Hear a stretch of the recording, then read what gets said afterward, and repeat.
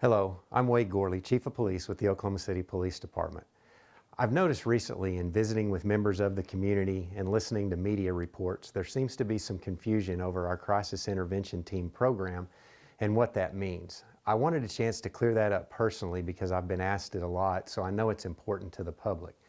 The Crisis Intervention Team is a group of highly specialized officers that deal with mental illness and are trained in a little bit more advanced training in dealing with the particular aspects of persons in mental crisis. I kind of compare it to other areas around the police department where we have specialized individuals or specialized officers that are trained in a certain area.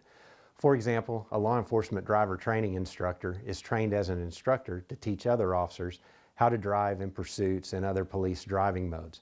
That doesn't mean that every police officer around the department is trained as a law enforcement driver training instructor, but they all can operate vehicles in that mode because they've been trained to do so. Every police officer on the Oklahoma City Police Department receives mental health training, and we receive it every year as a requirement by CLEAT. As a matter of fact, we receive many hours of training each year and through in the academy and throughout our careers as police officers. One of the things that we also do is it's not just classroom training, is each year our officers go through scenario-based training, and at least several of those scenarios throughout the year are required to include dealing with a mental health individual, a person struggling with mental illness.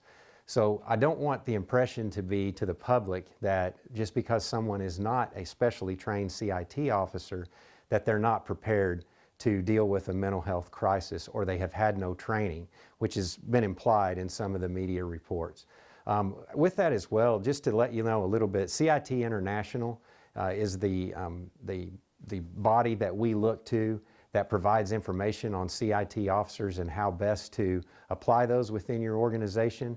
And they recommend on their website and in their training documents that we go off of that an officer not be used as a CIT if they're not someone that has a passion or wants to specialize in doing that. So we want to make very sure that any CIT officer that we have wants to do that, is committed to that, and wants to receive that training. It is a voluntary program. When they receive that training, they do get extra pay, and at this time the Oklahoma City Police Department meets the standard required by the CIT International, which is that 25% of your patrol officers should be CIT certified, which ours are. We wish that we had CIT officers that could respond to every call, but the goal is to spread them out to the divisions in different shifts and in different areas so that when a mental health call does come out, that hopefully we can have one available to respond.